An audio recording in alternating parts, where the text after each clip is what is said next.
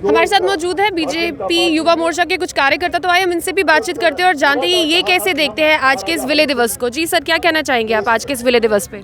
देखिए, हमें काफ़ी खुशी है कि जो पिछले 70 साल जब से ये विलय दिवस हुआ था तब से हमारी ये मांग थी, खासकर भारतीय जनता पार्टी की, कि छुट्टी मिले, इस पे विलय दिवस पे छुट्टी होनी चाहिए।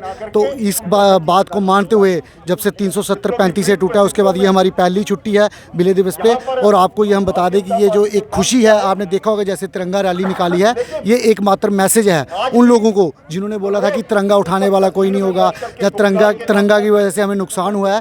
आपको बता दें कि जो जम्मू कश्मीर का यूथ है वो सिर्फ तिरंगे के साथ रहना चाहता है, भारत माता के साथ रहना चाहता है, और वो सिर्फ और सिर्फ भारत को ही अपना देश मानता है।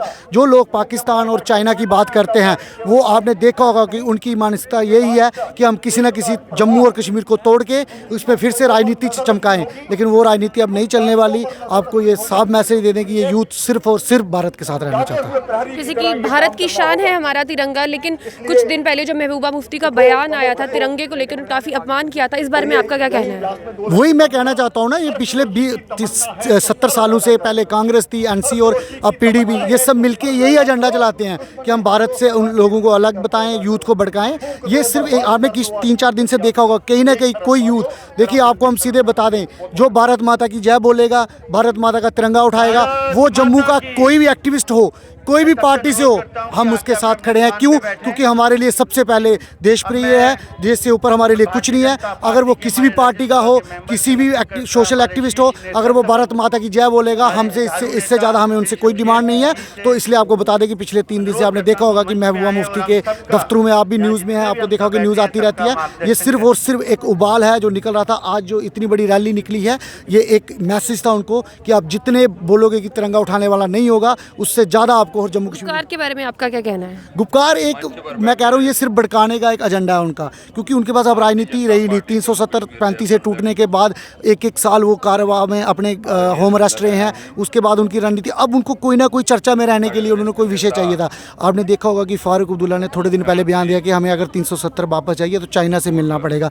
ये आपको बता दें कि पाकिस्तान का कहीं ना कहीं, जो मैं उनको अब्बा ही बोलूँगा, अब्बा जो है वो चाइना ही है। और ये जो पहले सिर्फ ये था कि पहले सामने नहीं आया था, अब सामने आ गया है कि चाइना और पाकिस्तान एक हैं और वो दोनों ही मिलके हिंदुस्तान को तोड़ना चाहते हैं। लेकिन ये फारूक अब्दुल्ला या महबूबा मुफ्ती, इन लीडरों की नहीं चलेगी।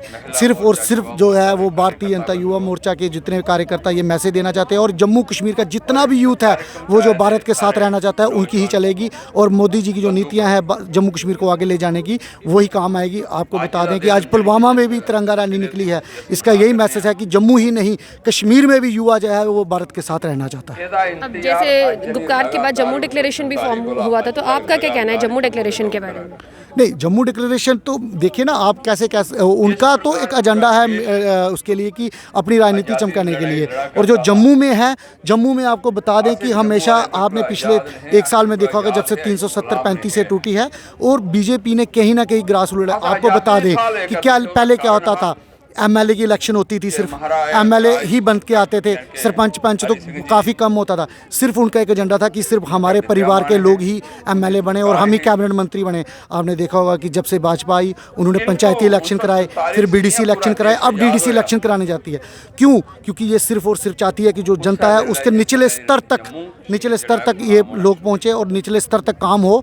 ये सिर्फ और सिर्फ भारतीय जनता पार्टी ही कर सकती है और नरेंद्र भाई मोदी ही कर सकते हैं। लास्ट आप कोई मैसेज देना चाहते हो इस विलय दिवस पे हमारे चैनल के माध्यम से?